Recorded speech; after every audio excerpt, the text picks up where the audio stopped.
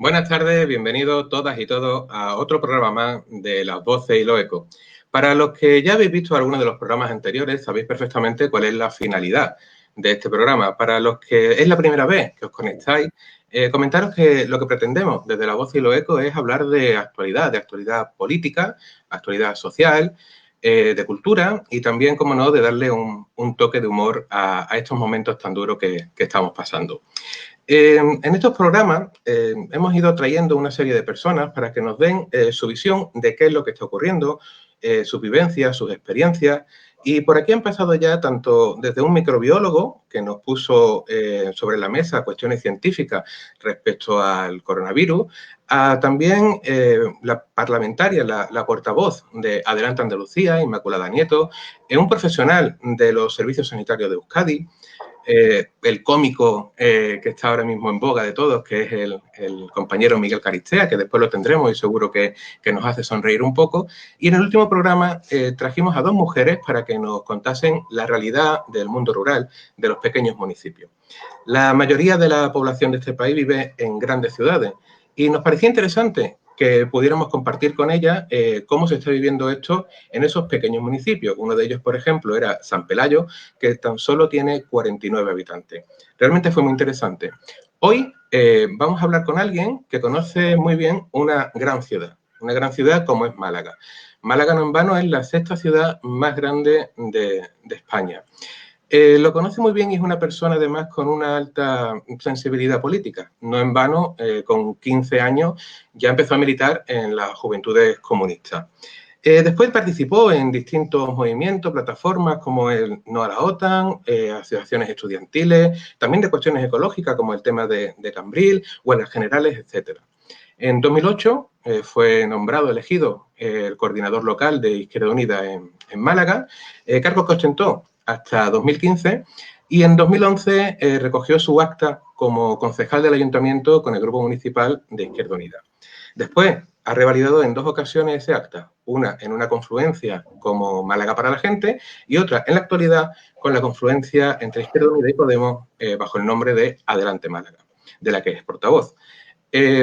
Como ya muchos estaréis imaginando, estamos hablando de Eduardo Zorrilla Díaz. Eduardo, muy buenas tardes y muchas gracias por estar aquí con nosotros en La Voz de los Ecos.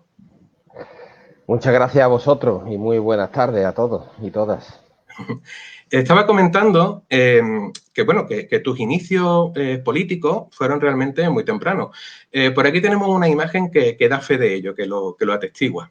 Este es el primer carnet que recogiste en el año 1984. Con tan solo 15 años, como he comentado. Después de esos tiempos hasta ahora, ha pasado unos cuantos años y hoy eres miembro del Comité Central del Partido Comunista de España. La pregunta que te quiero hacer es que cómo un chaval, un adolescente con 15 años, decide afiliarse a las Juventudes Comunistas. ¿En qué momento te diste cuenta de que tenías eso que el sanguinario Vallejo Nájera llamó el gen rojo? Bien, lo primero, yo no creo en el gen rojo como si creía el psiquiatra franquista Vallejo Nájera, que se tiró buena parte de su carrera profesional, por llamarlo de alguna manera, persiguiéndolo. Y lo segundo, decir que, bueno, hoy puede parecer, y de hecho lo parece, que era un auténtico friki, ¿no? Con solo 15 años afiliándose a la Juventud Comunista. Estamos hablando de los años 80 y no era eso tan raro, ¿eh? Habíamos muchos militantes que empezamos con esa edad, poco más o menos, con 14, 15, 16 años. Como te decía, yo no creo en el gen rojo, sí creo en la toma de conciencia, y yo la verdad es que era un lector muy, muy precoz. Desde muy joven, desde muy pequeño, con 13, 14 años, ya leía mucho, me interesaba la actualidad política, la situación política del momento.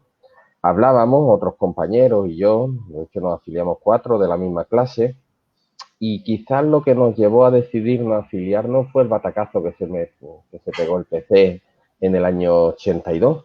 Era un tiempo donde estaba muy reciente el intento de golpe de Estado del 23F de 1981. En el 82 gana Felipe González las elecciones y el PC desciende a 4 diputados solamente, con una reciente escisión por parte de los prosoviéticos y estaba ya en pleno proceso de escindirse también los carrillistas. Se elige a Gerardo Iglesias como secretario general y un grupo de 4 jóvenes con 14 años decidimos ir al primer meeting de Gerardo Iglesias aquí en Málaga, que se hizo en Portada Alta, y decidimos que había que ayudar al partido y que nos teníamos que afiliar. Contactamos con la UJC y al año siguiente, en el año 84, pues nos dieron el carnet. En concreto ese carnet que ha enseñado, que me lo dio y está relleno de puño y letra por el camarada Pita, también otro conocido nuestro. Sí, sí, el camarada Pita es una persona sin parangón ninguna, vamos, además, si Pita no está viendo, pues le mandamos un abrazo desde aquí con mucho cariño. Comentaba que tú eres, claro, por tu trayectoria, por el trabajo de servicio público que estás desempeñando en estos momentos también, eres un gran conocedor de la ciudad de Málaga. Pero también muchos de los ciudadanos de Málaga te conocen a ti bastante bien, incluso alguna encuesta que salió antes de las últimas elecciones municipales, la de mayo de 2019, comentaron que era la segunda personalidad política de la ciudad más conocida por debajo solo del alcalde Francisco de la Torre. Se conocen muchas cosas de ti, pero creo que destacan tu actividad deportiva. Es decir, eres una persona que muy asidua a la utilización de la bicicleta como medio de transporte, un transporte, la verdad, que más sostenible que otros, como puede ser el coche, pero sobre todo tu faceta de nadador. Por aquí tenemos una imagen que estás aquí con tus compañeros de Aliquindoy. Creo que has cruzado el estrecho en aguas abiertas y, hombre, la verdad es que es una hazaña que no está al alcance de todo el mundo. Creo que la pregunta que procede es, tú que estás aficionado, que eres aficionado a la natación, ¿cómo estás llevando durante el confinamiento el hecho de no poder ir a pegarte un chapuzón? Pues mal, muy mal. La verdad es que, como tú sabes, si yo voy a nadar a diario a la piscina y toda la semana y todo el año, en invierno, en verano, a la playa, los fines de semana, ¿no? Entonces, pues lo echo mucho de menos, hasta el punto, y algunos no me creerán, pero es que sueño por las noches que estoy nadando, sobre todo en el mar, ¿no? Que es lo que más echo de menos. Intento paliarlo con algo de ejercicio en la casa, con algunas tablas de gimnasio y demás, pero no es lo mismo.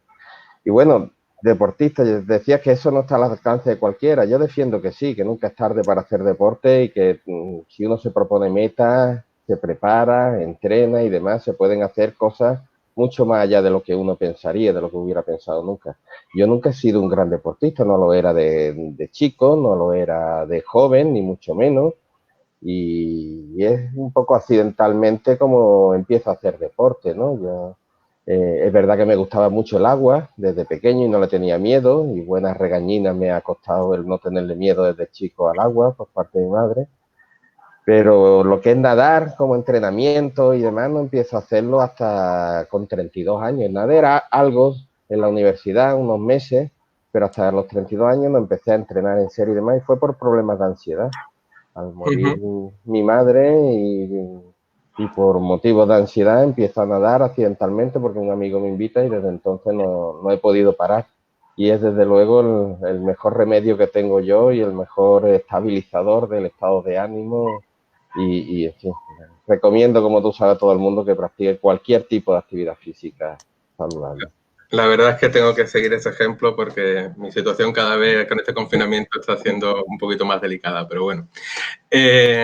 Aparte de hacer deporte con la bicicleta, la natación, también eres consumidor de deporte, es decir, es público notorio que eres un gran aficionado de Málaga. De hecho, tienes ahora mismo puesto un chándal de este equipo, del equipo de la ciudad. Y también creo que todas las circunstancias que tiene el Málaga ahora mismo, desde que entró Abdullah Altani a la dirección, bueno, a la propiedad, o por lo menos parcial del club, ¿te ha traído algún quebradero de cabeza, incluso de acusarte casi como de estar haciendo daño al club por criticar la gestión? ¿Qué opinas de la situación que tiene el equipo de fútbol de la ciudad ahora mismo? Bien, lo primero, vamos, la afición mía al fútbol, yo siempre he defendido que el fútbol hoy día tiene mucho más que ver con el espectáculo que con el deporte y con otras muchas cosas que con el deporte, ¿no? Dicho esto, lo que está pasando con Altani es la crónica de un fracaso anunciado, la crónica además de un fraude anunciado. Nosotros denunciamos, como bien has dicho, desde el primer momento que Altani venía a la ciudad a hacer grandes negocios, fundamentalmente con la ampliación del puerto de la Bajadilla en Marbella y con un lucrativo negocio que planeaba de alquiler de pistas deportivas en Arraijanás y que todavía está ahí en suspenso, paralizadas las obras, pero que no se le ha retirado esa concesión. Para ello se vale como coartada del equipo, de la ciudad y del sentimiento de la afición malaguista. Y es cierto que cuando lo criticábamos, pues recibimos la crítica y el rechazo por parte de todos los grupos políticos, salvo el nuestro, que le hacían palmas al jeque Altani, por parte de los medios de comunicación, sobre todo informadores deportivos, que le hacían y le reían las gracias al señor Altani, y que con el tiempo, desgraciadamente, se ha demostrado que llevábamos razón. Altani es evidente que está ahora mismo culminando o ha intentado culminar en los últimos tiempos lo que es el saqueo al club y la utilización torticera pues del sentimiento del malaguismo, que como bien sabes, pues el fútbol es hoy día más que nada un sentimiento, ¿no? Sea de este equipo o de muchos otros. Y él se vale de eso para saquear al equipo y para saquear también los bienes públicos de la ciudad. Recordar también a las personas que nos están viendo que pueden preguntar lo que quieran haciendo un comentario en la página de Facebook. Y también aprovecho para recomendar que después, cuando esto acabe, a partir de mañana, lo tendréis la entrevista íntegra en los canales de YouTube y de iVoox del PK Málaga. Comentaba antes, Edu, de que claro, que te había dado ciertos quebraderos de cabeza. Y es que yo creo que cuando uno se implica políticamente, lo político es personal. Y entonces hay momentos que supongo que te habrán deparado momentos personales un poco complicados, otros algunos mejores. Aquí tenemos una imagen de un momento muy, muy concreto, que fue lo que ocurrió con la Mundial, ese edificio que al final acabaron derruyendo, que estaba protegido, era bien de interés cultural, pero bueno, en esa deriva que tiene el equipo de gobierno del Partido Popular aquí, bueno, pues parece que no le tienen demasiado respeto, ¿no? La promotora Braser llegó a denunciarte por tu participación en la plataforma de Salvemos la Mundial. Supongo que eso fue un momento bastante duro para ti. ¿Nos puedes decir en estos últimos años qué momento ha sido el más duro y cuál ha sido el más positivo? Pues quizá el de la promotora Braser y su demanda judicial no lo fue.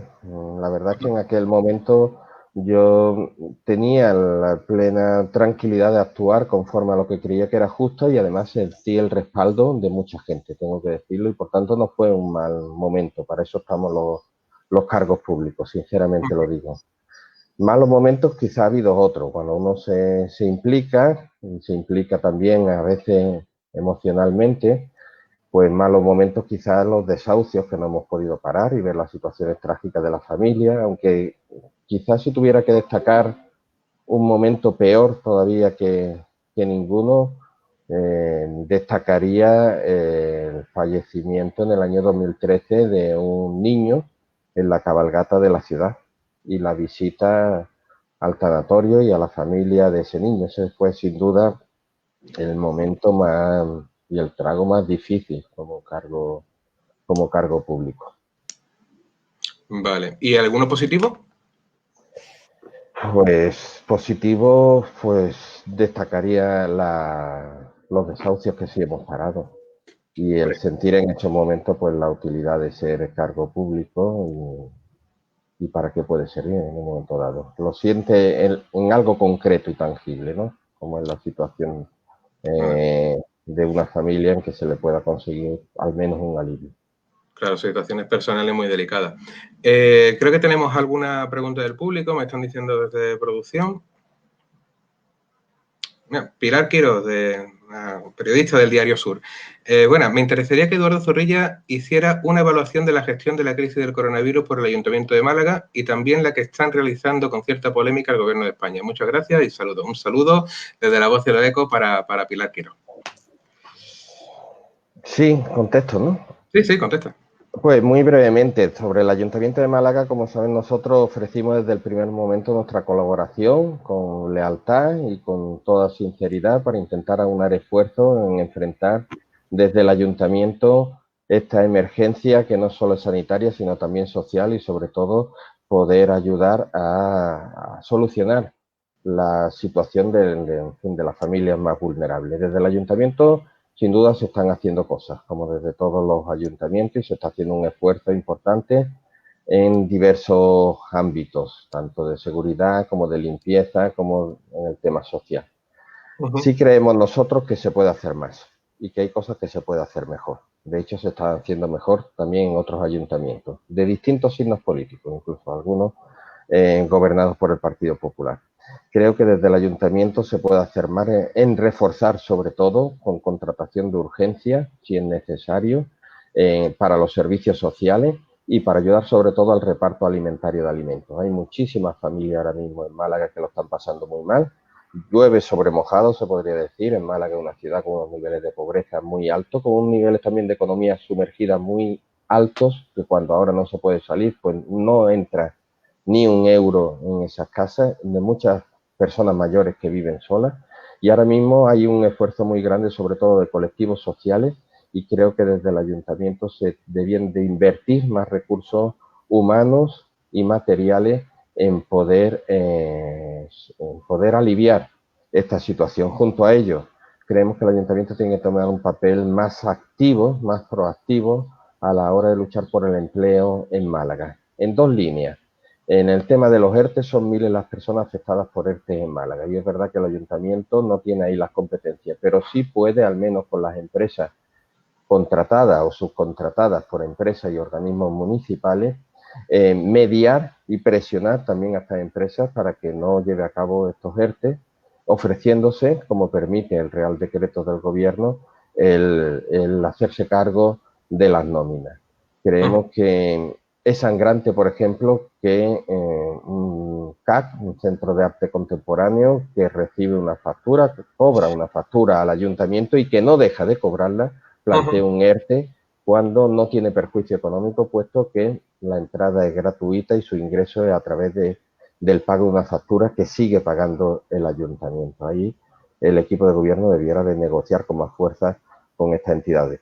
Y en otra línea, sobre todo, ofreciendo bonificaciones, incentivos y ayudas a las pequeñas y medianas empresas, autónomos y familias, sobre todo para intentar reactivar la economía a partir de que el estado de alarma y el confinamiento empiece a relajarse y a recuperarse progresivamente la actividad. En cuanto al gobierno de la nación, muy brevemente, yo creo que estamos asistiendo en España a algo completamente único respecto a otros países del entorno, donde las oposiciones se han prestado a colaborar con los gobiernos a enfrentar esta emergencia sanitaria.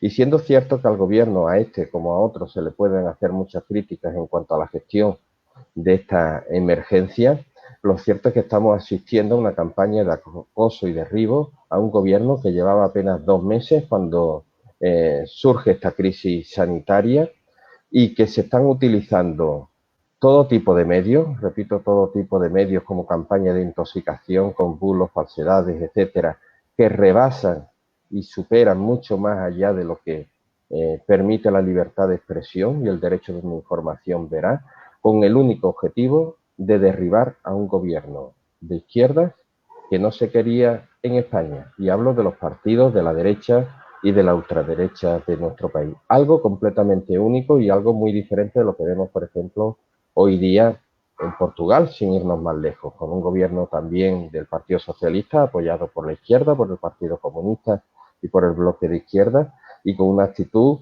completamente contraria de la oposición de derecha a la que se está manteniendo aquí, que ha ofrecido su colaboración, su lealtad, y que ni mucho menos tiene el tono que se está manteniendo aquí contra este gobierno.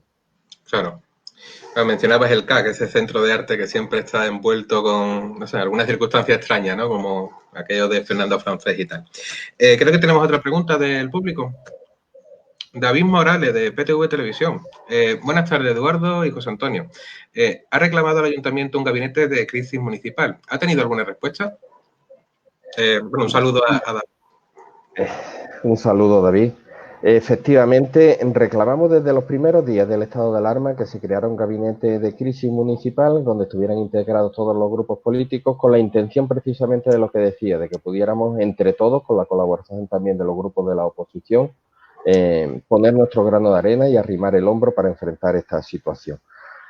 No se nos ha admitido o no se nos ha contestado siquiera esta propuesta de gabinete de crisis, si bien en la práctica y también merced a nuestra presión hemos conseguido al menos que se reúna periódicamente de forma semanal la Junta de Portavoces con todos los grupos de la oposición.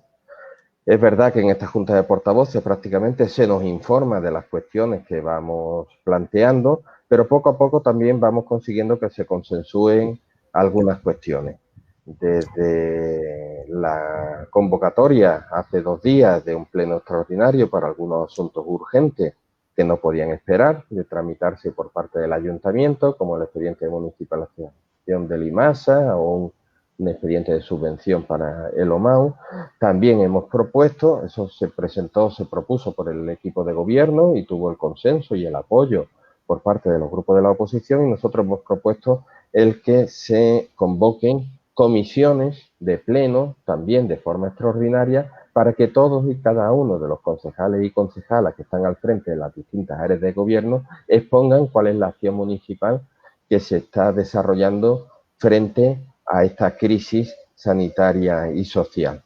Hemos conseguido que así sea, se van a celebrar los próximos días 29 y 30, está por confirmar las horas de cada uno de ellos, y lo que pretendemos no es que se informe a los grupos de la oposición, sino que haya una plena información a los medios de comunicación y también a través de ello a toda la ciudadanía. Claro, claro. La verdad es que sería bastante interesante un poquito de transparencia y eso. Bueno, Eduardo, vamos a hablar un poquito de actualidad. Claro, estamos, como tú dices, en una situación absolutamente excepcional, que es la emergencia sanitaria provocada por el COVID-19. Se está notando eso en la rutina, supongo, del ayuntamiento. ¿Cómo lo ves? O sea, ¿en qué está afectando la pandemia al día a día en el ayuntamiento? Y aprovechando esto, también te voy a hacer otra pregunta. De los sectores que dependen de la institución, del ayuntamiento, ¿cuál crees que se merece un fuerte aplauso esta tarde a las 8? Bien, qué duda cabe de que está afectando completamente al funcionamiento normal del ayuntamiento como al del resto de las administraciones y a la totalidad del país. De hecho, pues salvo los sectores esenciales, que son muchos también en el ayuntamiento, la policía local, bomberos, la limpieza, que ahora mismo es sobre todo limpieza y desinfección, no solo de las calles, sino también de los edificios públicos, y el transporte público, servicio operativo, en fin, y largo etcétera, de personas que siguen trabajando para que se mantengan esos servicios, suministro de agua, etcétera. Sin embargo, pues en lo que es trabajos no esenciales, funcionarios pues se está desarrollando a través de teletrabajo. Se ha hecho un esfuerzo muy importante por parte de del CEMI, de los servicios informáticos del ayuntamiento, y está habiendo también un esfuerzo muy grande de los funcionarios en su conjunto, en todo y cada una de las áreas, y eso nos consta.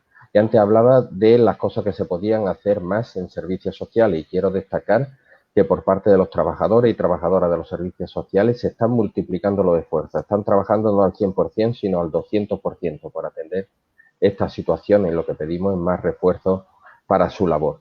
Sin duda, el aplauso yo lo dedicaría a todos ellos, a todos los servidores públicos, municipales y del resto también de administraciones, porque en estos momentos, en momentos de una crisis como esta, yo creo que si algo se pone en valor es el valor de lo público y el valor también pues de los servidores públicos y lo imprescindible que resultan para el conjunto de una sociedad como la nuestra.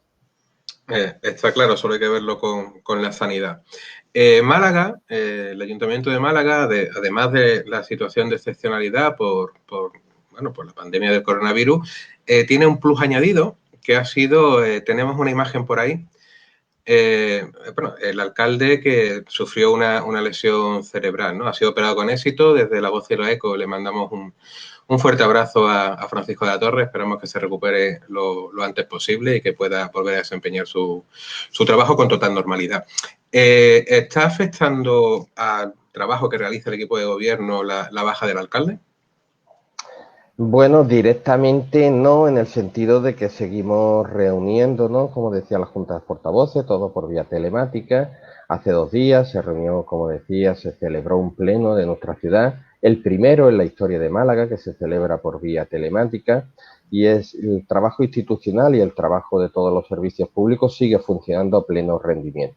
Ujú. Quizá de forma indirecta, sí podríamos decir, o sí creo yo, que está afectando de forma indirecta desde el punto de vista que por parte del equipo de gobierno, del resto de concejales, eh, hay cierta dificultad en tomar algunas decisiones de urgencia en un gobierno municipal y un partido en nuestra ciudad, como el Partido Popular, que sufre una fuerte dependencia de la figura de Francisco de la Torre, a quien desde aquí, ya lo he hecho en privado en varias ocasiones, pues aprovecho para mandarle un abrazo y desearle una pronta y total recuperación para que pueda estar también pronto pues plenamente incorporado a sus tareas. En resumen, yo creo que no hay una afectación directa a la actividad institucional y de los servicios públicos, pero sí de esa forma indirecta a la hora de tomar decisiones por parte del equipo de gobierno. Claro. Eh, Comentabas que hay a lo mejor algunas cosillas que, en algunos aspectos, que el equipo de gobierno podría profundizar, ¿no? Para intentar aliviar el sufrimiento de muchas familias que están pasando unas situaciones realmente muy complicadas con la crisis, ¿no? ¿Qué medidas crees que podrían aplicarse el ayuntamiento? Medidas reales que podrían aplicarse y que no se están haciendo ahora mismo. Sí, pues hablaba de la contratación urgente de personal para reforzar el trabajo de los servicios sociales, ahora más necesarios que nunca. Y contratación también directa de gente para reforzar con más medio humano y también con más inversión de dinero el reparto alimentario en nuestra ciudad. Se está haciendo un esfuerzo grande respecto a otras épocas, pero sin embargo quizá insuficiente en este momento. Hace falta la atención también mayor a las personas sin hogar. Hay ahora mismo personas alojadas desde el principio del confinamiento en el albergue municipal que se encuentra completamente lleno y cerrado. Y hay también personas alojadas en el albergue de Torremolinos y en un antiguo convento y residencia de estudiantes en el centro de nuestra ciudad. Pero hay muchas personas que siguen sin estar alojadas en ningún sitio, que siguen sin hogar, por distintas razones, como ocurre en toda la ciudad, y personas también que se niegan a estar alojadas, más en un estado de confinamiento, por razones distintas, desde el que tiene una mascota y no quiere renunciar a ella, lógicamente, o personas con distintas adicciones. Pero hace falta reforzar otro tipo de atención por parte del ayuntamiento para que tengan pues cubiertas sus necesidades de aseo, sus necesidades alimentarias, por supuesto, y de atención médica y también de prevención de posible contagio. Hace falta, como decía, un refuerzo a los servicios sociales para poder atender a personas mayores que viven solas. Se está haciendo un esfuerzo muy grande por los trabajadores y trabajadoras sociales, llamando casa por casa y teléfono por teléfono a ver cuál es la situación de estas personas, pero nos consta también por las propias trabajadoras que no dan abasto, que no lleguen a la totalidad de estas personas que viven solas mayores, ¿no? Creemos que eso es lo fundamental. Quizá también si tuviéramos concluido el expediente de municipalización de Limasa, tal como nosotros veníamos reclamando hace tiempo y que se empezó pues relativamente tarde, podríamos tener también más medios dedicados a la desinfección de las calles, sobre todo de los sitios de mayor afluencia pública o de los sitios sensibles, que ahora mismo se están desinfectando unos 7.000 puntos de una forma periódica en nuestra ciudad, pero quizás se podría hacer más todavía. Claro. Estamos hablando de cosas que el equipo de gobierno podría hacer, pero que no está haciendo. Y que tú, el Grupo Municipal de Adelante Málaga, no puede aplicar porque no está en el gobierno. Estamos hablando, creo que comenté antes, que tú recogiste el acta de concejal por primera vez en 2011, participando del Grupo Municipal de Izquierda Unida, después estuviste en Málaga para la Gente. Pero por desgracia, bueno, pues esta ciudad ya sabemos que lleva ya 20 y tantos años gobernada por el Partido Popular y siempre has estado en la oposición. ¿Para qué sirve estar en la oposición? ¿Es útil, Eduardo, estar en la oposición?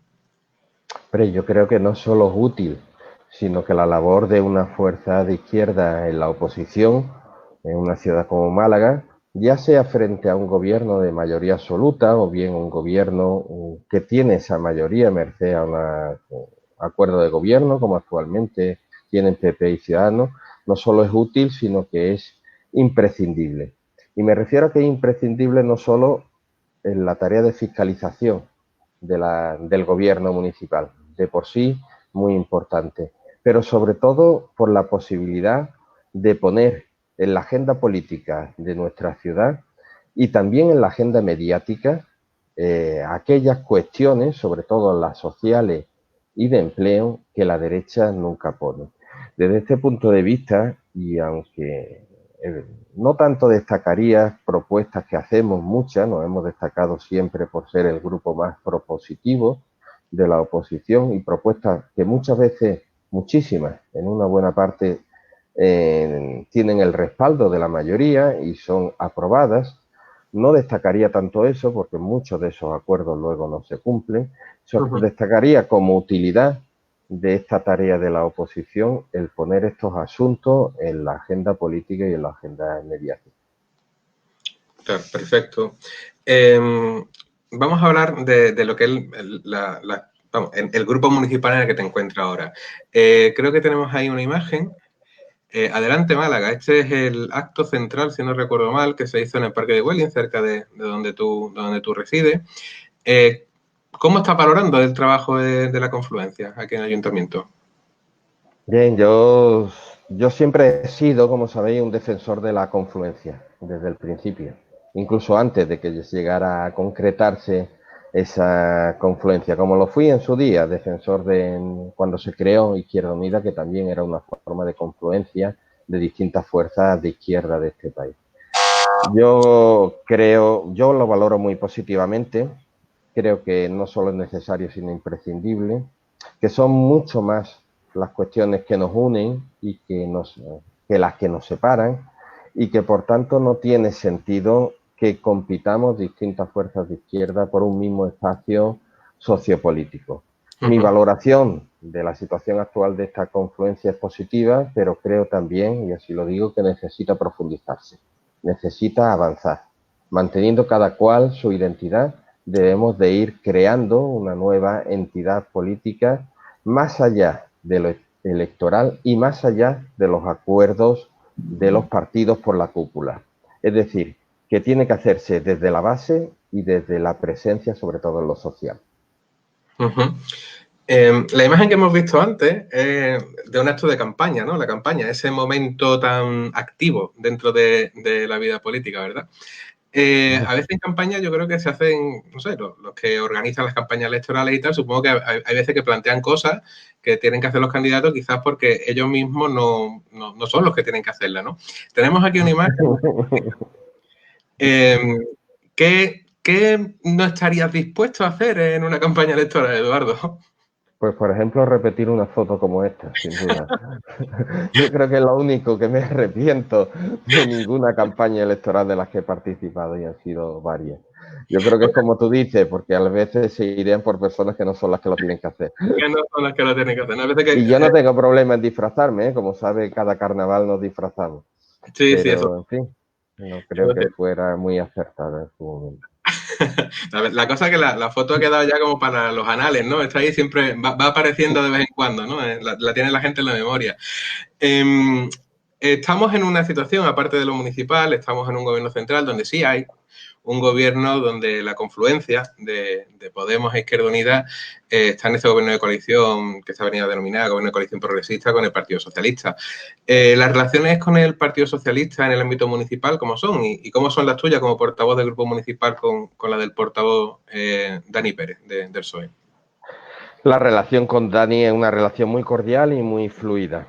Y con el Partido Socialista, bueno, este es el tercer mandato corporativo en el que participo, y por tanto he conocido ya 3 grupos municipales del Partido Socialista y 3 grupos municipales de Izquierda Unida o de la confluencia donde participábamos desde Izquierda Unida. Y lo que sí puedo afirmar con este conocimiento es que la relación ahora entre los dos grupos de la oposición, PSOE y nosotros, es más estrecha que nunca y que hemos ido pasando poco a poco de una dinámica de competición por liderar la oposición en iniciativa, en visibilidad de cada una de las fuerzas políticas, a una dinámica de cooperación y de refuerzo de una oposición común, que aunque es plural, sí que hacemos frente común en las cuestiones que entendemos más importantes para la ciudad y que hay eh, confluencia en cuanto a las propuestas de uno y otro. Bueno, en cualquier caso también habrá discrepancias, ¿no?, entre el Partido Socialista y Adelante Málaga en algunos casos. Sí, claro, y discrepancia a veces importante, señalaba o comentaba antes de pasada, como en el tema de la regional lo defendimos solo nosotros durante mucho tiempo. Ahora, por fin, el PSOE se ha sumado a nuestras peticiones de retirar la concesión de aquel espacio y resolver la licencia, pero hay otros proyectos importantes de la ciudad donde no tenemos la misma postura, como es el rascacielos del puerto, que nosotros no apoyamos y que el PSOE ha apoyado hasta ahora. Esperamos en este y en otros temas también pues irlos convenciendo, pero bueno, lo que sí hay es un alto nivel de coincidencia en otras muchas cosas. Claro. Esta pandemia está poniendo de relieve que hay una serie de circunstancias particulares de Málaga que probablemente haga que la crisis económica, que es inevitable y que va a venir, le afecte de una manera a lo mejor bastante dura, ¿no? Como por ejemplo un modelo productivo basado principalmente en el monocultivo del turismo. ¿Crees que tiene solución para Málaga que se haya un cambio? ¿Crees que hay posibilidad de cambiar el modelo productivo de la ciudad? No creo solo que sea posible, sino que es necesario. Yo creo que esta crisis lo pone más de manifiesto que nunca. Como tú bien decías, tenemos un modelo productivo completamente dependiente del turismo y de los usos terciarios que van ligados a este turismo. Y el turismo, como sector volátil que es, pues en una situación de crisis como ahora se está demostrando, en una crisis internacional, pues es más vulnerable que ningún otro sector y se puede, como ha ocurrido en este momento, pues caerse como un castillo de naipes. Nosotros Málaga necesitamos, y ahora la necesidad, tenemos que hacer de la necesidad virtud, repensar nuestro modelo productivo y repensar un modelo que ponga de nuevo el acento en otros usos productivos, industriales y también en la educación y en la investigación I+D. No podemos seguir dependiendo como dependemos hasta ahora del turismo y de los usos terciarios, so pena de estar condenados siempre a ser los camareros de Occidente y de que a cada crisis que haya internacional pues nos demos un batacazo como va a ocurrir ahora en todos sitios, pero en una ciudad más dependiente como es esta del turismo, más aún. Claro.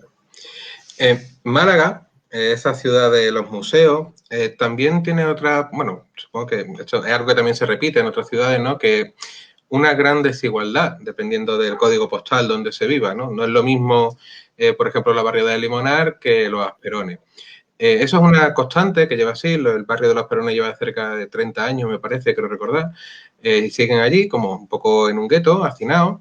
¿Crees que el equipo de gobierno claro, me refiero porque estas personas también sufren la pandemia y la crisis, la sufren de una forma muy distinta a como la pueden sufrir otros vecinos de la ciudad que, bueno, que vivan en unos barrios, por decirlo de alguna forma, más enriquecidos, ¿no?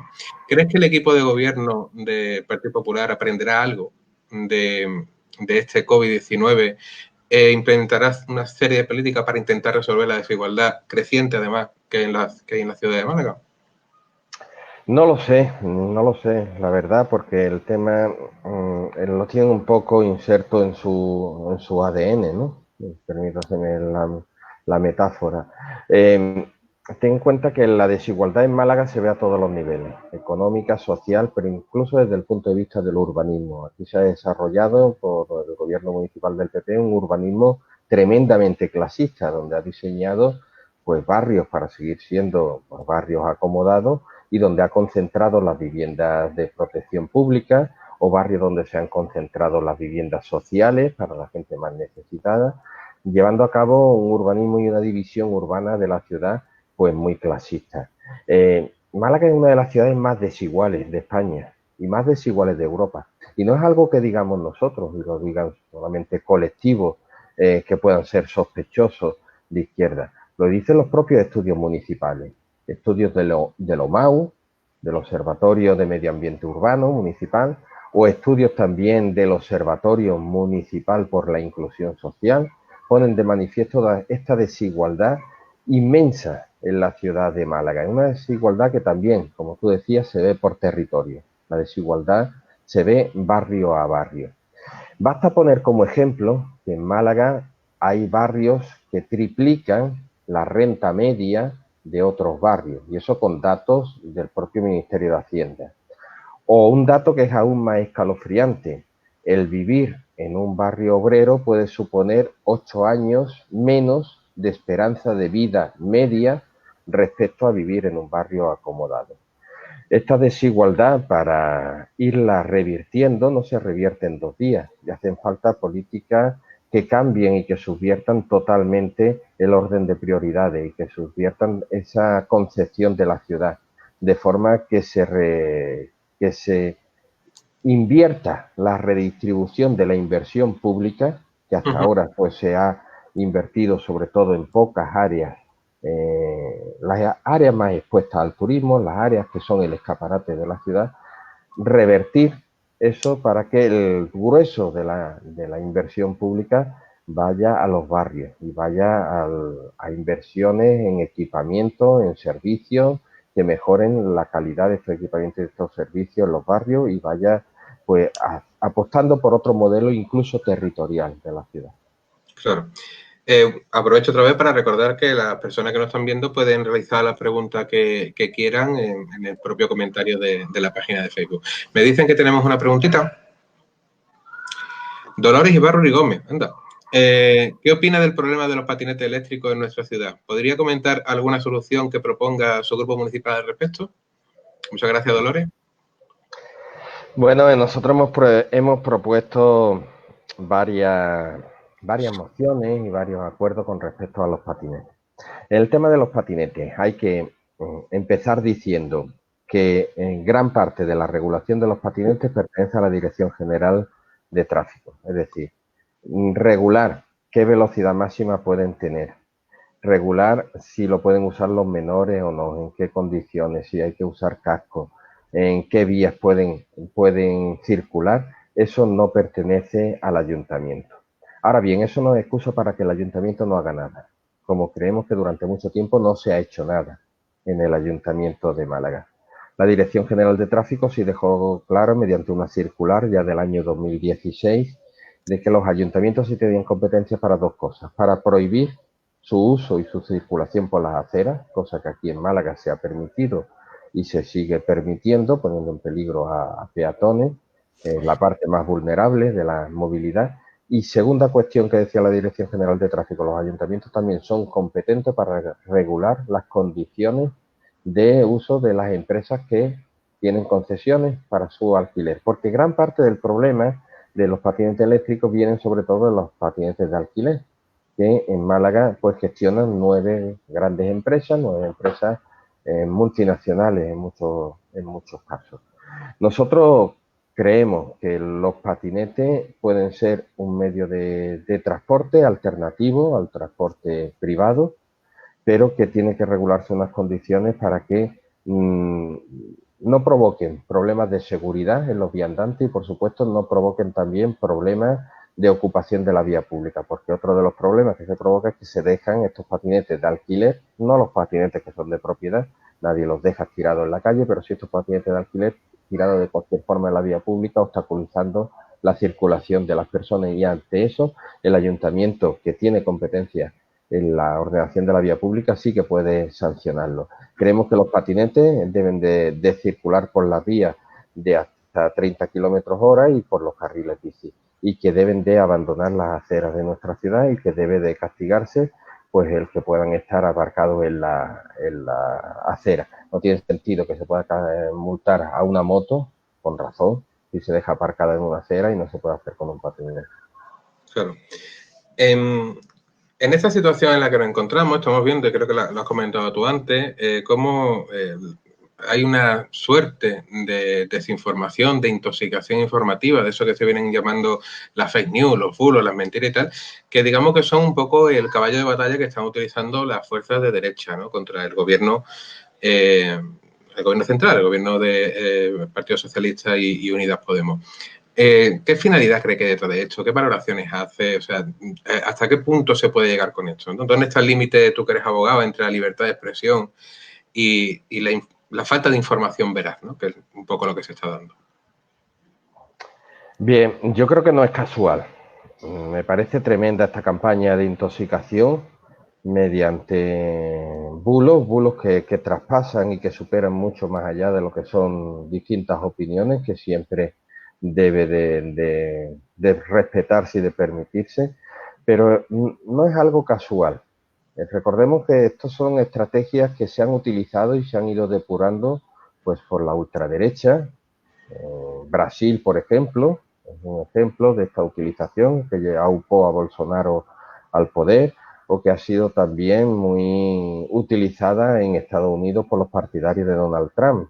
Se suele citar a Stephen Bannon como uno de los ideólogos y artífices de un método que ha ido exportando a las ultraderechas de otros países y de otros países europeos. Sin embargo, España es quizás un caso único en esta pandemia respecto a otros países europeos por la utilización de forma descarnada por parte de la oposición de la derecha y de la ultraderecha con un objetivo muy claro, que es derribar al gobierno, a un gobierno de izquierda que ellos no quieren permitir ni están dispuestos a admitir lo que salió de las urnas en unas elecciones democráticas y de un acuerdo de distintos grupos parlamentarios a la hora de forjar una mayoría en el Parlamento de nuestra nación, la sede de la soberanía nacional que ostenta el pueblo español.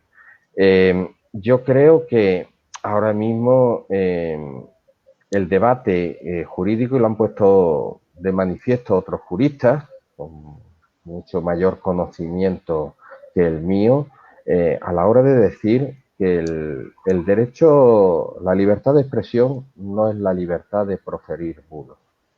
Uno puede tener distintas opiniones y críticas duras respecto a una gestión de un gobierno. Y eso es incontestable y no puede ser limitado de ninguna manera. Ahora bien, el decir, por ejemplo, que el presidente Pedro Sánchez tenía reservada una planta entera de un hospital por si él o su familia sufría de esta enfermedad, de la pandemia, o decir que el vicepresidente y el señor Iglesias y la señora Montero tenían unas UBI móviles aparcadas al frente de su residencia particular, o que la exalcaldesa Manuela Carmena tenía unos respiradores a su disposición del sistema público reservados, me parece que eso traspasa lo que es la libertad de expresión. Y el derecho de información, que no se nos olvide, el derecho a una información veraz, tal como está recogido en nuestra Constitución. No quiere decir eso que se deba de censurar opiniones e informaciones, e incluso las que puedan no atenerse a la realidad o ser muy cuestionables. Pero lo que no pueden es amparar a bulos e intoxicaciones que además, como se demuestra en este caso en España, forman parte de una campaña orquestada a través también de cuentas falsas, de miles, cientos de miles de cuentas falsas en las redes sociales para intoxicar en un momento de emergencia nacional. Recordemos que en los momentos de emergencia nacional las campañas de intoxicación a la población con finalidad de desmoralizar a la población, pues son poco menos que una traición a los intereses generales. Y además, y creo que tenemos una imagen ahí, además de la intoxicación informativa, también estamos viendo un proceso de judicialización de la propia política, ¿no? Aquí el grupo parlamentario de Vox en el Congreso pues dice que abre 8 frentes judiciales en menos de un mes por la gestión política de la pandemia del virus chino, además tal, ¿no? Tú como abogado, como experto, como leguleyo, ¿cómo ves esta judicialización, ¿no?, de la política? Bueno, hasta ahora lo que teníamos eran amenazas de este grupo de ultraderecha de llevar a los tribunales al gobierno por su gestión, amenazas que ya están empezando a cumplir. Además de llamamientos explícitos al golpe de Estado, algo también único en los países de nuestro entorno de Occidente. No es una cuestión para tomar la broma, y ya no lo digo como abogado, lo digo sobre todo merced a lo ocurrido en diversos países latinoamericanos donde la derecha y la ultraderecha han descabalgado a gobiernos legítimos surgidos de la voluntad popular, gobiernos progresistas y de izquierda, mediante bien el golpe blando, el golpe judicial, la estrategia del golpe judicial, lufar, como en Brasil, o merced directamente al golpe de Estado, como en Bolivia ha ocurrido recientemente. No es para tomarlo a broma, ni muchísimo menos. Tenemos que estar alerta y tenemos que combatir desde el punto de vista ideológico, cultural, mediático, pues toda una campaña que no es una campaña espontánea ni es una casualidad, es una campaña orquestada conforme a unos patrones que ya se han utilizado en otros países con el resultado de llevar a un ultraderechista como Bolsonaro al gobierno o a un loco como Donald Trump al gobierno del país más poderoso del mundo. Claro. Eh, Estas cosas se dan sobre todo en ámbitos supramunicipales, ¿no? Pero sí es cierto, y creo que tenemos aquí otra imagen, que justo al empezar este mandato, esta corporación, los concejales de Adelante Málaga votasteis que no a la subida salarial, ¿no? De hecho, ahora habéis vuelto a proponer en la Junta de Portavoces una reducción del 20% del salario de los concejales para que se pueda destinar a cuestiones que palien los efectos del coronavirus. Sin embargo, cuando eso se dio, lo primero que salió en medios de comunicación y tal fue que todos los grupos parlamentarios, todos los grupos municipales, perdón, habían votado que sí. ¿Cómo viviste esa situación? Bueno, yo no generalizaría, ¿eh? Yo creo que como siempre hubo informaciones rigurosas también de distintos medios. Eh, Nosotros, vamos, tenemos la fuerza que tenemos dentro del pleno. Somos 3 concejales de un pleno de 31. Hasta cierto punto, pues puede ser comprensible que en ocasiones, por la repercusión mediática de nuestras propuestas, pues tengan menos que otros grupos más numerosos. Y hasta cierto punto también los medios que forman parte de empresas y de otros grupos mediáticos que tienen intereses concretos a nivel estatal y que mantienen una línea editorial y una línea que puede ir en contra de determinados gobiernos o a favor de otras tendencias políticas distintas a las nuestras, pues puedan tener más relevancia unas informaciones que otras. Pero yo no creo, en este caso, por ejemplo, que citas como ejemplo, el que hubiera una tergiversación de la noticia en generalizada, ni mucho menos. Uh-huh. Me dicen que tenemos alguna pregunta más del público. Lolo Moreno, que se está haciendo un asiduo del programa.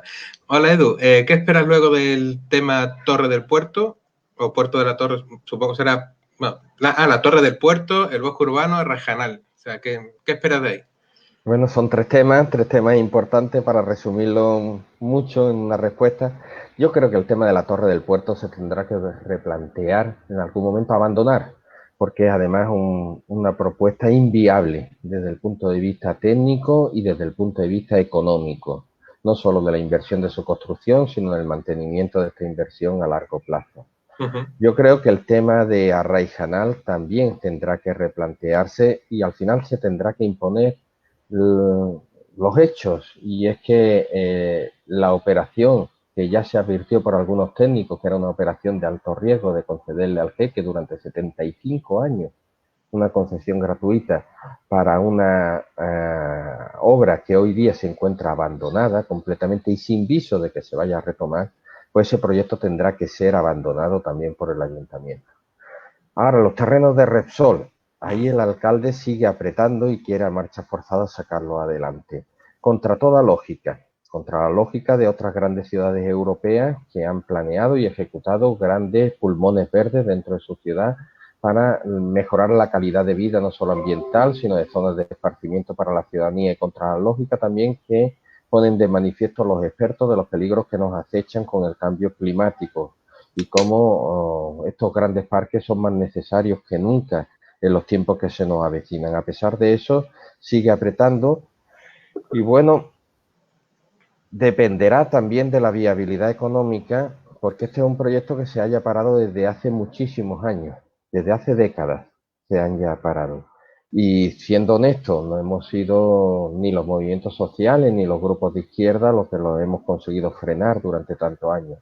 Fue la crisis económica que lo hizo inviable.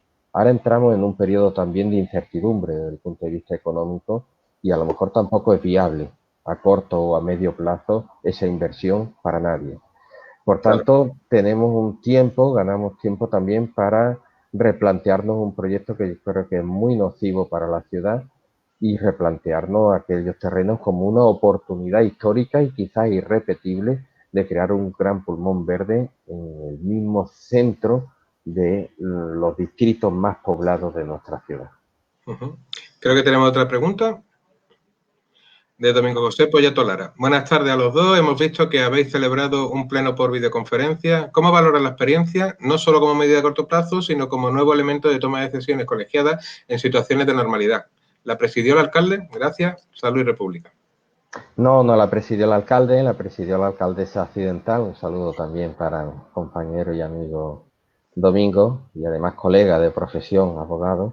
La presidió la alcaldesa accidental. Y bueno, yo lo valoro positivamente, no en cuanto al fondo, que fue, como digo, un pleno de puro trámite para sacar adelante cuestiones urgentes que no podían ser postergadas.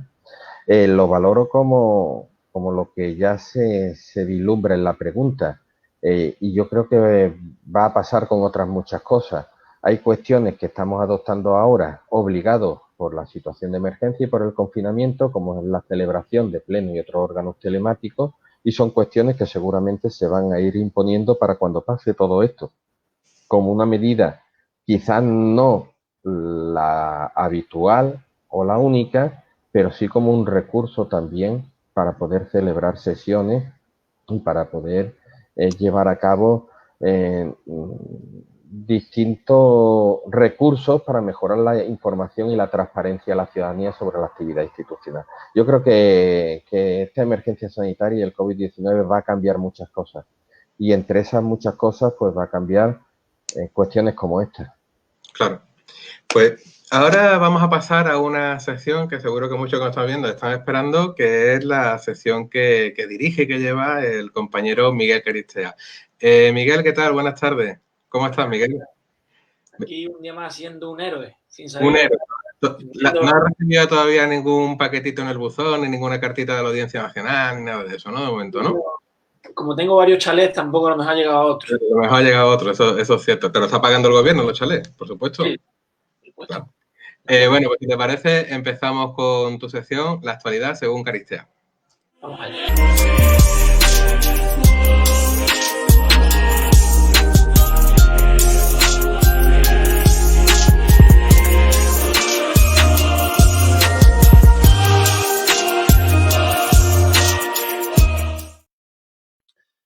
Día 39 de cuarentena, soluciones aportadas por la oposición, 0.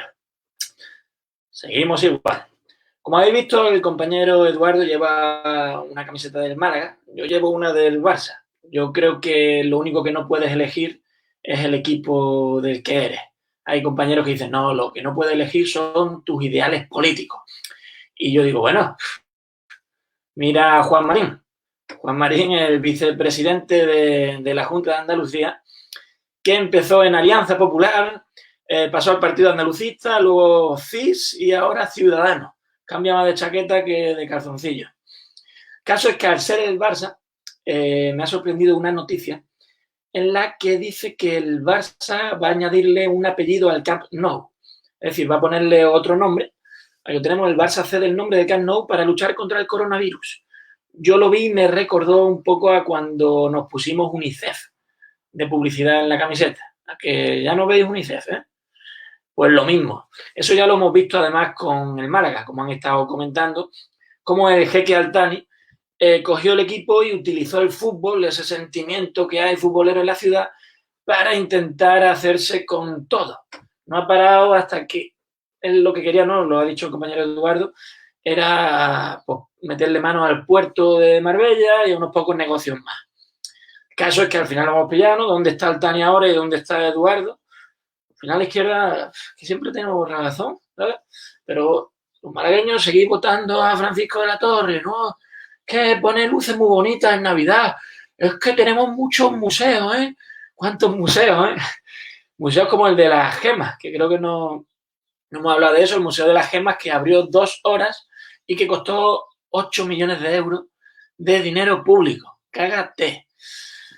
Pues usan el fútbol, ¿no? Los jeques, y lo hemos visto ya en Inglaterra con equipos, lo hemos visto aquí en España con el Málaga, el Almería, el Valencia de Peter Lim, y ahora ya hemos dado el salto. Ahora los petrodólares o las empresas chinas van a aprovechar esta crisis del coronavirus para hacerse con gangas, con diferentes empresas, con diferentes sectores aquí en Europa. Como ya anunciaba el diario.es, las noticias, petrodólares, fondos buitre y empresas chinas ya buscan gangas en Europa por la crisis del coronavirus. A mí me haría gracia, ¿no?, que llegara una empresa china y comprara Campofrío y que el anuncio de Navidad el año que viene pues saliera David Broncano comiéndose un murciélago, comiéndose un pangolín, o que una empresa árabe llegara un jeque catarí y comprara Zara y ahora empezáramos ahí todos vestidos con chilabas, ¿no? Eso sí, la fábrica donde se fabrican las prendas de ropa seguiría estando en Pakistán, no os preocupéis. Entonces, cuando yo leo estas noticias, digo, ¿dónde están los patriotas? ¿Dónde están esos patriotas ahora defendiendo España? ¿Que están pidiendo corbatas negras por Amazon? ¿Bandera de España por AliExpress? No, amigos. Los patriotas están haciéndose un photobook para subir a Instagram. Mirad las fotos que ponen estos patriotas. Pusieron la semana pasada esta foto de Santi Abascal trabajando en su despacho sin ordenador, pero con un bote de pimentón. Como la gente se le echó encima y hubo un montón de críticas, pues el otro día decidieron mejorar esa foto y subieron esta foto.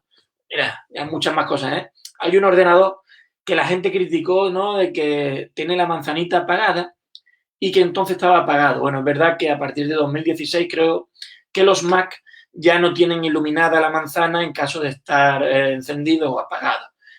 Ahora bien, yo digo, vale, eso lo entiendo. Ellos han respondido en Twitter diciendo, que es que tienes un ordenador viejo, porque no tienen otra preocupación. Pero vamos a fijarnos en otros detalles. Ponemos la foto un poco más de cerca. Detrás vemos un monitor sin cable. Pero eso no es lo mejor. Fijaos que la mesa tapa el lado izquierdo de Abascal y la bandera tapa la entrada por el lado derecho. ¿Por dónde ha entrado Santiago Abascal? ¿Por debajo de la mesa? No lo sabemos. Lo mejor es que después salió otra foto, pasamos a la siguiente foto, el mismo despacho, sin nada. Imposible, ¿sabes? Cualquier persona sabe, tú no puedes recoger tu escritorio también en un momento. Es imposible. Siempre hay libros, siempre hay algo por medio. Lo que me sorprende es que hay un objeto que se repite en todas las fotos, y ese es el Cristo. El Cristo, que lo mismo que está clavado a la mesa. Entonces esto me hace a mí preguntarme una pregunta que le querría yo hacer a Eduardo. Entonces, ¿qué tal, Eduardo? Muy buena, Miguel. Quiero hacerte una pregunta. Hemos visto que en el despacho de Abascal nunca falta el Cristo. ¿Qué es lo que no falta nunca en tu despacho? En mi despacho, si hay algo que no falta nunca, es un vaso lleno de agua. Bebo mucha agua durante todo el día. Soy de necesidades más básicas, soy más primario. Si tuviera un Cristo, a lo mejor te transformaba el agua en vino. Vale, y ahora te voy a hacer un par de preguntas que queremos hacer a todos los invitados, las mismas. Somos como un poco la resistencia, la verdadera resistencia, ¿no? Y te tienes que mojar. Entonces, la primera pregunta, ¿McDonald's o Burger King? Si es lo mismo, ¿no? No sé, yo la verdad es que no sé ni distinguirlo, el que esté más cerca. Vale, pues el que esté más cerca no es para... Además, a las 3 o 4 de la mañana, si se te antoja volviendo para tu casa. Vale, y la siguiente pregunta es, ¿a quién mandarías al gulag?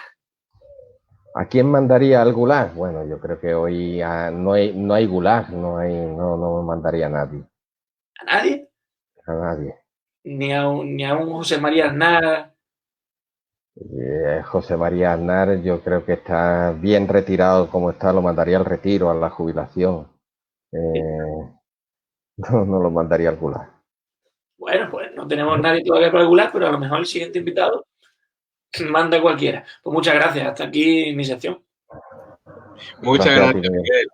Muchas gracias, Miguel. Lo de convertir el agua en vino ha sido, me parece, la clave de las preguntas de Miguel. Ha sido fabuloso, como siempre, poder contar con Miguel Caristeas en La Voz y los Ecos. Y ahora, Eduardo, vamos a pasar a una sección que sí te va a poner a lo mejor en una situación más comprometida y en la que sí tienes que responder. Se llama Las Coces y los Ecos.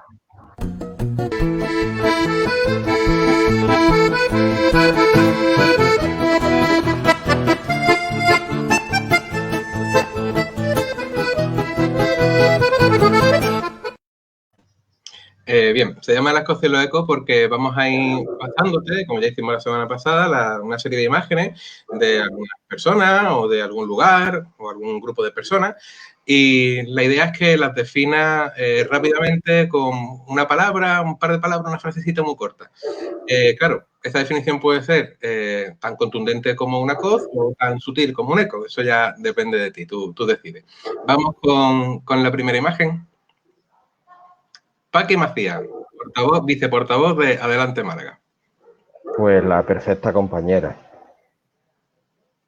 Muy bien. Otra imagen. Juan Casá. Personaje singular. Personaje singular. Yo creo que es una definición perfecta, la verdad. Otra imagen. Limasa. Limasa, por fin un servicio público bajo gestión pública.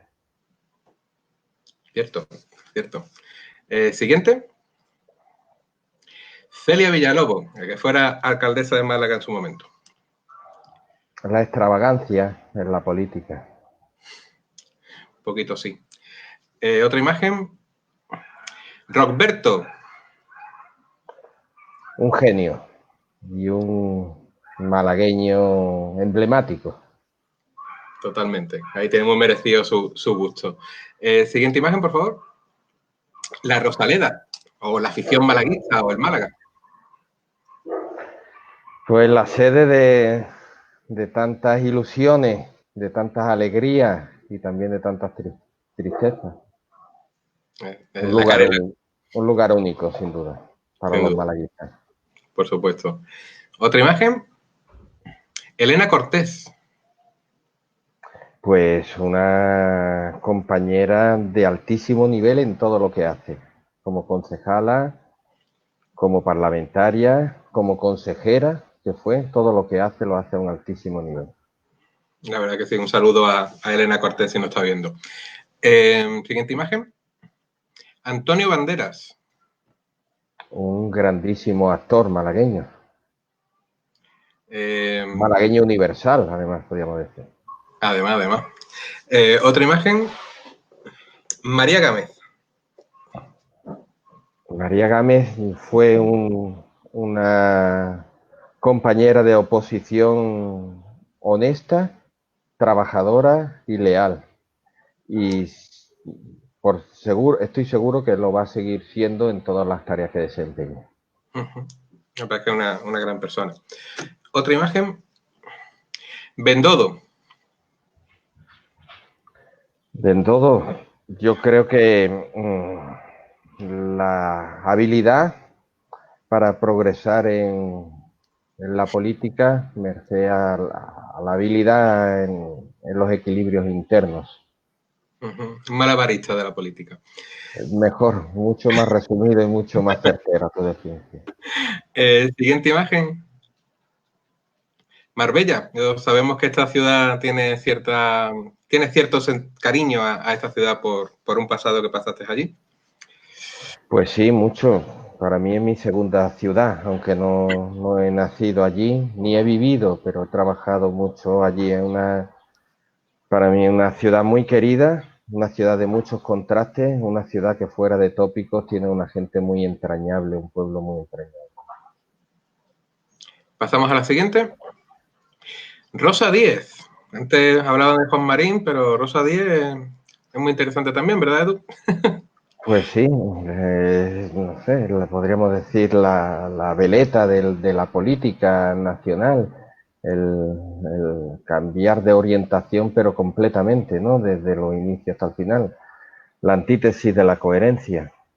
Antítesis de la coherencia, buena definición. Siguiente imagen. Altani no podía faltar. Un trilero al frente del club de nuestros amores. Vamos con la penúltima, creo. Pedro Moreno, Brenes, compañero. Pues 3 palabras: amigo, compañero y maestro. Muy bien definido. Y vamos a la última, quiero recordar, que es María Peláez. No he tenido el gusto de conocerla como a su hermana, Esperanza Peláez, con que le tengo mucho afecto, pero muy admirada por mí. Como admiro, como aficionadillo que soy a la natación, pues admiro a los grandes nadadores y ella ha sido pues, una de las grandes nadadoras que ha dado esta ciudad, quizá la más grande de nadadoras que ha dado esta ciudad. Probablemente. Pues aquí termina esta sesión. Bueno, la has pasado magníficamente, ¿eh? O sea, no has tenido ahí ningún encontronazo y no sabes qué decir. La verdad es que ha estado muy bien, Eduardo. Y ahora vamos a una costumbre que tenemos en La Voz y los Ecos, que es la de recomendar bien un libro o un tebeo y una serie o una película. Eduardo, todo tuyo. Bueno, de libro voy a recomendar un libro que, aunque no es el último que he leído, lo leí ya hace un tiempo. Me lo regaló además un compañero de nuestra organización, Diego Mena, al cual se lo agradezco y vuelvo a agradecérselo desde aquí, que es un libro de un grandísimo escritor español, Juan Madrid. Y me refiero a Perros que duermen. Es una novela negra, como las grandes novelas negras que ha escrito Juan Madrid, uno de los mejores en este género, pero además es una novela que es una novela de intriga, con un pulso trepidante, con personajes, como siempre en sus novelas, muy complejos y llenos de matices. Me decía que además es una novela que rescata una parte de nuestra memoria histórica, ambientada en la guerra, en la posguerra, y que ayuda también a comprender nuestro presente. Yo lo recomiendo encarecidamente, este libro, del que ha sido un premio Clavel de nuestra caseta Los Claveles en este año 2019, Clavel a la cultura, creo recordar. Cierto. ¿Y la serie o película? Pues serie o película, me voy a inclinar, si os parece, por una película. Si es de las últimas que he visto, ¿no? Ahora estoy viendo, como yo creo que como casi todos, más cine y más series, ¿no? Y aprovechando también para ponerle películas clásicas a los niños, películas que yo creo que es bueno que vean. Estamos haciendo pues un recorrido por el cine clásico, pero voy a recomendar una película mucho más reciente.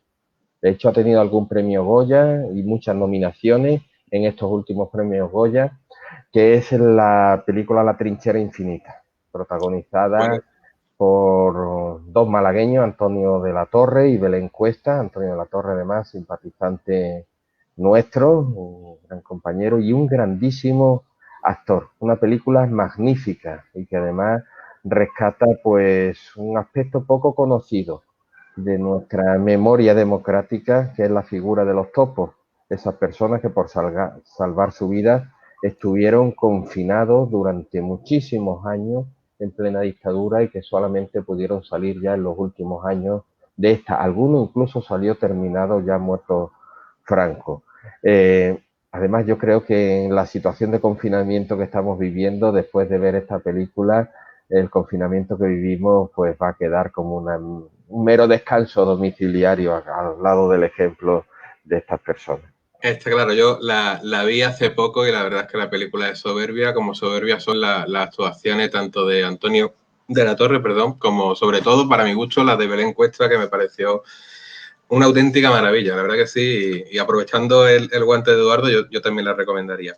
Yo he decidido recomendar una serie, que es una miniserie de 4 capítulos, que se llama Así nos ven, que cuenta la historia de lo que se vino a denominar los 5 de Central Park, que son unos chavales afroamericanos en el año 1989 que se les acusó de un delito que no cometieron y que se ve perfectamente cómo el discurso de odio puede hacer en la vida realmente imposible y mucho daño a personas inocentes. Y un poquito por esa línea, como libro voy a recomendar este, Facha, de Jason Stanley, de la editorial Blackie Books y traducción de Laura Ibáñez, que es una especie de decálogo de las características que tiene el fascismo, con un hilo argumental que iría desde una comparativa, mejor dicho, del fascismo de los años 20-30 a el fascismo actual, desde la búsqueda de un pasado mítico, la irrealidad, el machismo, etcétera. Y además contiene un prólogo excepcional de Isaac Rosa. La verdad es que es muy recomendable, una lectura muy amena, muy fácil, pero que para estos momentos creo que es muy, muy útil. Pues, Eduardo, ha sido un placer tenerte aquí. Ahora, para despedir el programa, tienes que presentar a nuestro próximo invitado o invitada, pero sin decir tu nombre para dejar un poquillo de intriga y ya de camino también, pues si te parece, pues mandas un saludo a todos aquellos que nos están viendo. Muchas gracias. Bueno, pues el placer ha sido mío, la verdad es un rato muy agradable el que he estado con vosotros, José Antonio. Y bueno, presentar al próximo invitado, la verdad es que es todo un honor y estoy seguro de que va a ser una charla mucho más interesante de la que yo he podido ofrecer hoy. El próximo invitado es un compañero, varón, que a pesar de su juventud, pues es uno de los principales expertos y referentes de la izquierda de nuestro país. A pesar también de que ha desarrollado su labor siempre en una segunda línea, no ha sido un representante público de primera línea, ha estado más en el nivel de asesoramiento, y a pesar también de ser familiar cercano de un conocido referente de la izquierda española, podemos decir que es un personaje que brilla con luz propia, que brilla además de una forma intensa por su altura intelectual, con un expediente académico impresionante y un presente de artículos y elaboraciones de un altísimo nivel. Y brilla también por ser un referente en materia económica, monetaria, de política municipal, de política internacional, de vivienda y de muchas cuestiones, de prácticamente todas en las que ha profundizado o ha trabajado. Yo les recomiendo sinceramente y encarecidamente que no se lo pierdan, porque si suele decirse que todos los días se aprende algo nuevo, pues viendo a nuestro próximo invitado les aseguro que aprenderán mucho y bueno. Pues gracias, Eduardo, por esta presentación tan maravillosa que ha hecho. Y hasta aquí llega el 6º programa de Las Voces y los Ecos. Nos vamos a ver muy prontito. El próximo domingo 26 vendrá ese invitado que ha presentado Eduardo y espero que estéis ahí para poder verlo. Ahora queda apenas 12 minutos para que sean las 8 de la tarde y salgamos como todas las tardes, noches, a los balcones a aplaudir a todos aquellos que nos hacen la vida un poquito más fácil en estos momentos tan complicados y que, como dije la otra vez, no deja de ser la clase trabajadora, que son los que realmente hacen patria. Así que nos vemos pronto y hasta luego. Papi, la